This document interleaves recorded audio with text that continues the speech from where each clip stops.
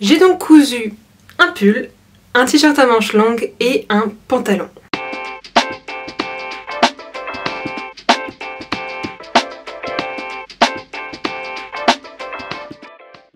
Bien le bonjour les amis, bienvenue dans cette nouvelle vidéo de ma petite série garde-robe capsule. J'espère que vous allez bien. Perso, je me les pèle, très clairement. J'étais pas prête à la descente de température de cette semaine. C'était un peu violent, hein, on va pas se le cacher. On a ressorti les gros pulls, les grosses chaussettes, les pantalons bien moumoutés. Là, on sent que l'hiver est là, hein, clairement. Et dans cette optique d'avoir chaud et de se faire des tenues confortables pour l'hiver, aujourd'hui je vais vous présenter une tenue complète que j'ai cousue, toujours dans l'optique de vider une grande partie de mes tissus et bien évidemment de continuer un peu ce fil conducteur de garde-robe capsule. Petit spoiler, j'ai fait un peu le col roulé. Contrairement à la première vidéo de la série que je te mets juste ici, où j'avais cousu 5 pièces un peu disparates, qui n'étaient pas vraiment liées les unes avec les autres.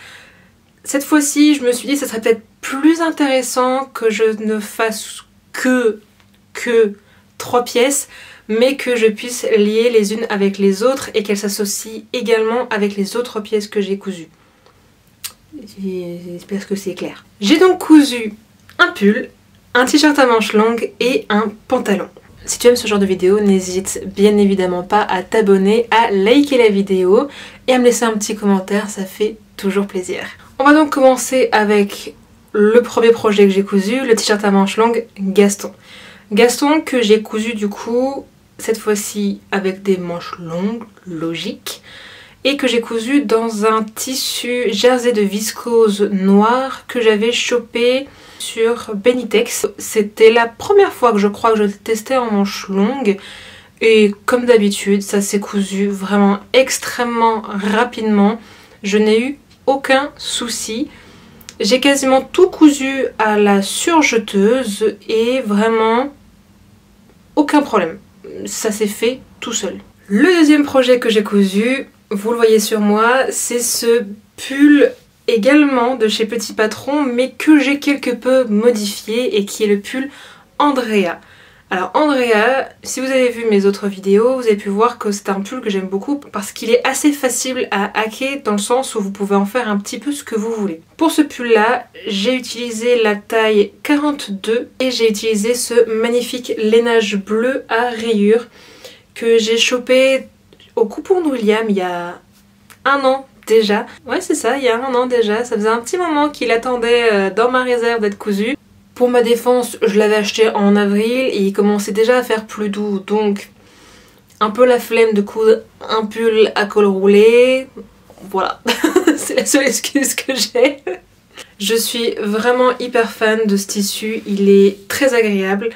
J'avais très peur qu'il soit très irritant parce que si vous avez déjà cousu ou porté un pull en laine, je pense que, comme moi, vous avez pu constater à quel point ça pouvait gratter, hein, et que c'est pas hyper agréable de passer tout son temps à se gratter constamment et à porter un truc qui pique. C'était vraiment ma plus grande peur par rapport à ce pull.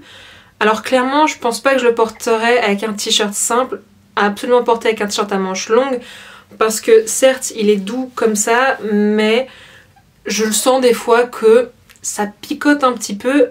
Mais c'est raisonnable, franchement ça va, ça traverse pas le tissu du t-shirt à manches longues, donc déjà c'est bien.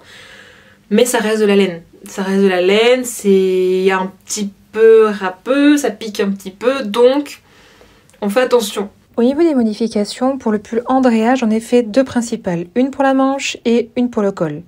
Au niveau de la manche, j'ai donc décalqué le patron de base et je suis venue tracer un trait entre les 2 points sous le bras et la perpendiculaire au droit fil. À partir de là, j'ai découpé, ce qui m'a permis d'ouvrir en fait mon patron et de donner un peu plus d'aisance au niveau de ma manche. Je voulais pas que ce soit trop serré étant donné que c'est pas hyper élastique un lainage. Comme vous pouvez voir, j'ai laissé environ 10 cm d'ouverture au niveau du bas du poignet et j'ai scotché tout le reste pour que ça puisse tenir le temps que je décalque mon patron, tout simplement. Comme pour le t-shirt Gaston, je n'ai eu aucun souci au niveau de la couture. J'ai quasiment tout fait à la surjeteuse et c'est allé tout seul. Vraiment, c'est un plaisir. Jusqu'à ce que j'arrive au moment de la couture du col et là, je me suis rendu compte que j'avais fait une grosse erreur au moment de tracer mon patron. Effectivement, j'avais mal réfléchi à mon projet dans le sens où j'avais oublié que le lainage n'est pas hyper élastique. Donc j'avais tracé mon patron en forme de sablier, sauf que ma tête ne passait clairement pas dans l'ouverture. Donc, comme j'avais énormément de chutes du lainage, j'ai pris une chute qui restait et j'ai entrepris de retracer complètement mon patron. J'ai donc fait 2 rectangles. Pour m'aider, j'ai pris le patron de base du col auquel j'ai rajouté, il me semble, 4 cm environ et j'ai mesuré la hauteur que je souhaitais pour avoir un joli pli qui ne vienne pas me gratter sous le menton.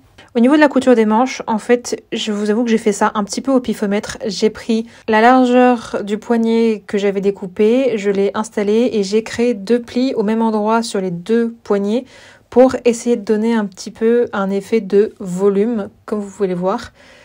Et j'ai fini par fixer le col et ma foi, c'était fini. Et j'avoue que je suis extrêmement contente du résultat. Pour le col, j'avoue l'avoir quand même essayé avant de le fixer, histoire d'être sûre de pouvoir passer la tête dans mon col et de pouvoir entrer et accessoirement sortir de mon pull. Et cette fois-ci, c'était la bonne. Franchement, je suis hyper contente du résultat. Le col tombe super bien. Il est pas trop près de mon cou, donc il n'est pas irritant au quotidien. Et il est pas trop haut, histoire de ne pas faire entrer ma tête dans mes épaules et ressembler à un cube. J'espère que mes explications ont été claires. En soi, c'est pas des modifications qui sont très compliquées. C'est juste des petites améliorations, histoire d'avoir un pull un petit peu différent et vraiment adapté pour l'hiver froid. Et le dernier projet que j'ai cousu, c'est donc le pantalon, bien évidemment. Et j'ai choisi le pantalon Claude de chez Make My Lemonade. Alors, j'ai eu quelques petits soucis avec ce patron. Je suis désolée, j'ai complètement oublié de filmer pour ce projet-là. Donc, vous allez être juste en face à face avec moi. En soi, la couture, elle était pas très compliquée, même si je dois avouer qu'il y a un passage au niveau de la ceinture qui fait un V à l'arrière qui était pas clair du tout. Donc, je m'en suis sortie comme je pouvais, mais je suis pas sûre que c'était comme ça qu'il fallait faire. Le premier problème que j'ai rencontré avec ce pantalon, c'est déjà le choix de la taille. Alors je ne sais pas si c'est comme ça pour tous les patrons de chez Make My Lemonade, mais il n'y a qu'un tableau du vêtement fini et pas des mensurations de notre corps comme ça peut être sur quasiment tous les patrons que j'ai fait. Ce qui m'a un peu perturbée au début. Après je me suis dit bon, c'est une autre manière de faire, donc testons. J'ai testé, ça s'est pas bien passé. Par rapport aux mensurations, je devais tailler dans du 46, sauf que d'habitude je fais plutôt du 42. Ça fait quand même 2 tailles au-dessus, c'est un peu grand. Voire du 44 pour certains patrons qui taillent un peu plus serré. Mais c'était la première fois que je partais sur du 46, je me suis dit bon bah c'est pas grave, ça taille plus serré que les autres. Et bah pas du tout, pas du tout. Bon, clairement, ne faites pas comme moi, faites une toile, hein. Moi j'ai été un peu flemmarde, franchement faites une toile, ça vous sauvera bien des projets et ça vous évitera de vous prendre la tête comme moi quand il faut tout reprendre après. Heureusement, ça s'est fait dans le sens où j'avais plus de tissu qu'il n'en fallait qu'inversement, parce que c'est un peu compliqué de coudre quelque chose de trop serré et après de rajouter du tissu. Voilà, donc j'ai eu un peu chance dans ma malchance, si on peut dire ça comme ça. Après c'est juste moi qui n'ai pas du tout fait les choses dans le bon ordre, quoi. J'aurais dû coudre une toile, voilà. Mais le pire c'est que à chaque fois je me dis ça, mais à chaque fois je refais la même bêtise. Je me fatigue. Bref. Et donc pour rattraper ces problèmes de taille que j'ai eu, étant donné que je flottais littéralement dans mon pantalon, j'ai donc dû resserrer de quasiment 2,5 cm, voire à certains endroits 3 à 4 cm, histoire que je ne ressemble pas à une petite fille qui a piqué le pantalon de sa maman. Hein, voilà. Ça faisait vraiment sac à patate, c'était pas très gracieux. La forme, je suis pas sûre que ce soit la forme qui m'aille vraiment, étant donné que j'ai les hanches larges, j'ai l'impression que ça me grossit un petit peu. Mais en même temps, il est tellement confortable comme pantalon, très honnêtement, c'est hyper agréable de le porter.